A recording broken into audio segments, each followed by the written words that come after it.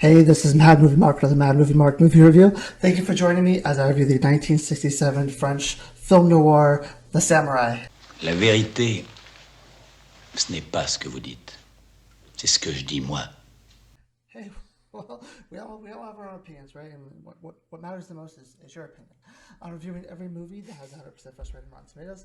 I'm giving them all a score of 1 to 10. After I watch them and score them all, I will rank them from worst to best.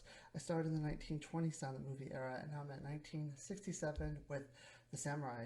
This movie has a 100% fresh rating from the critics and a 94% fresh rating from the audience. It stars Alain Delon as Jef Costello and Kathy Rosier as Valerie. And I believe that this is probably the best movie that you have never seen, provided you've never seen it. So this movie follows Jef Costello. He is an assassin for hire. What I really like about his character and how they portray his character is you never really find out any of his backstory. You never really find out who he is or what he's going through. You basically see him as this cold assassin at the first part of the film, and I think that really helps his character immensely when this film opens up. So in the beginning, he's given a job where he has to assassinate this guy at a nightclub. So he goes to the nightclub, he meets the guy, he kills him, and as he's leaving, one of the singers in the nightclub, the girl who plays the piano and sings, her name is Valerie, she's walking by and she sees it happen, and she definitely sees his face, and she's definitely able to, remember who this guy is and what he looks like.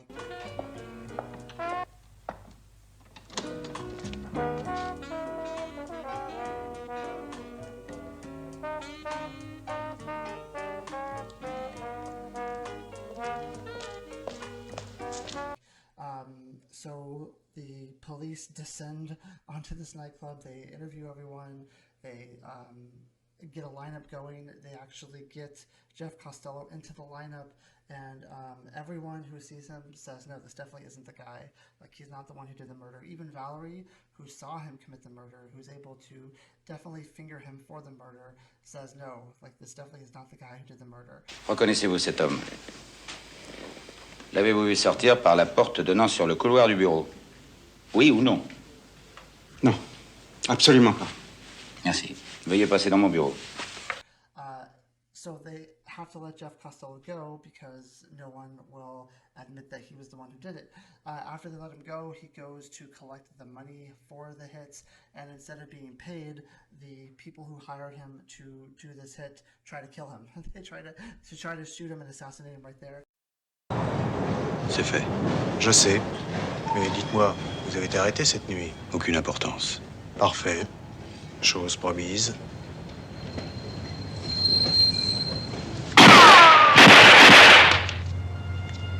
And the rest of the movie is him trying to figure out why the people who hired him tried to assassinate him, if Valerie has any play in this because she didn't finger him. She wasn't someone who could have pointed the finger but didn't. So that's how the rest of the movie plays out, is him trying to figure out this cat and mouse game as to why they tried to have him killed, and exactly what's going on. I thought this movie was absolutely fantastic.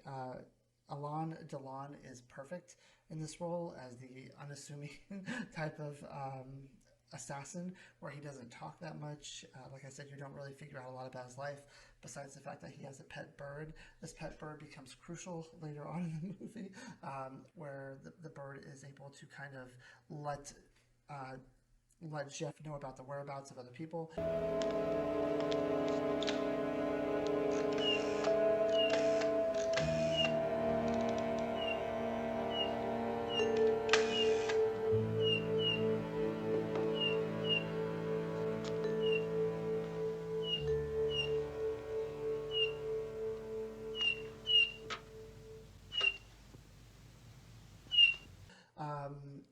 But I love the mystery of his character. I love the fact that you never really figure out who this guy is, because you don't really need to know who he is. You just need to know what he does in the situation that he's in, and I think he does an incredibly fantastic job here.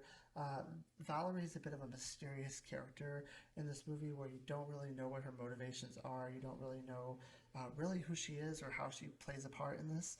And even up to the end, you don't really understand who Valerie is or what role she plays. You know that there's some kind of role that she plays in the attempted killing of Jef, but it never really comes together that much. There's a really fantastic scene towards the end of the movie where Jef is trying to elude the cops by running from like subway car to subway car. It's like a subway car chase in which they have the whole area surrounded and they basically know where he is, but he still is able to elude them. I know it's a French subway, but it gave me kind of vibes of the movie The Warriors. And when I was watching it, like all I thought about was the movie The Warriors, which was, I believe, set in New York. But it's a fantastic scene of him trying to get away and of them trying to capture him. He also has this garage in the movie where he can have his license plate changed, like in Grand Theft Auto. He's very good at covering his tracks. He's very good at coming up with alibis before he does his hits. Ce soir, je suis arrivé chez toi vers 7h15 et j'y suis resté jusque 2h du matin.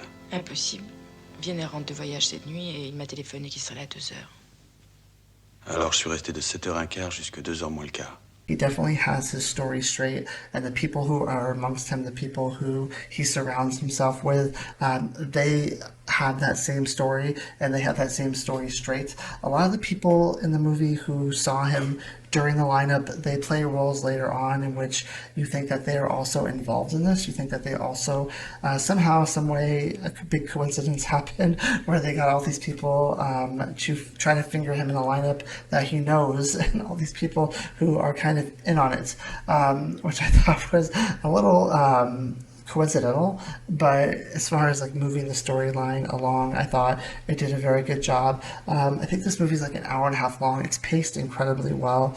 From beginning to end, you are really enthralled in this movie. You're really in it. It really captures your attention, but not only that, it holds on to your attention through the whole movie. Once the cat and mouse game starts, you want to know who hired this hit on him. You want to know why they decided to try to kill him, even though he did what he was supposed to do. Now, my assumption is that because he got caught by the cops, they put him in an interrogation, they had him in a lineup, that maybe they thought he was a bit of a obligation to them.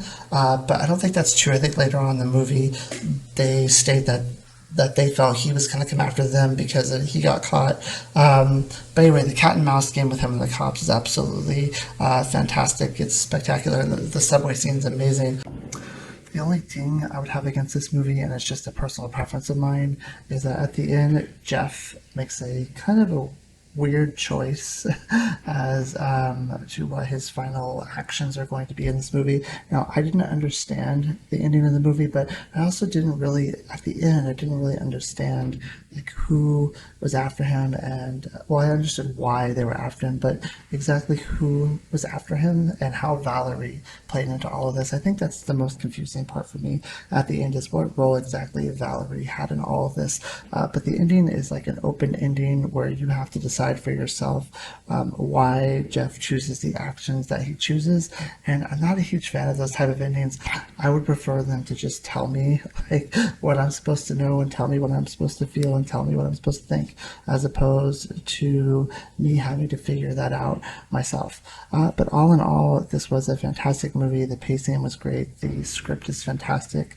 The acting is spectacular. Everything except for the ending for me was spot on. I would love to watch this movie again, especially the subway scenes, because the subway scenes, I think, are what really makes this movie spectacular. Like I said, the cat and mouse game is absolutely amazing. I give this movie a 9.5 out of 10. Thank you. Have a good day.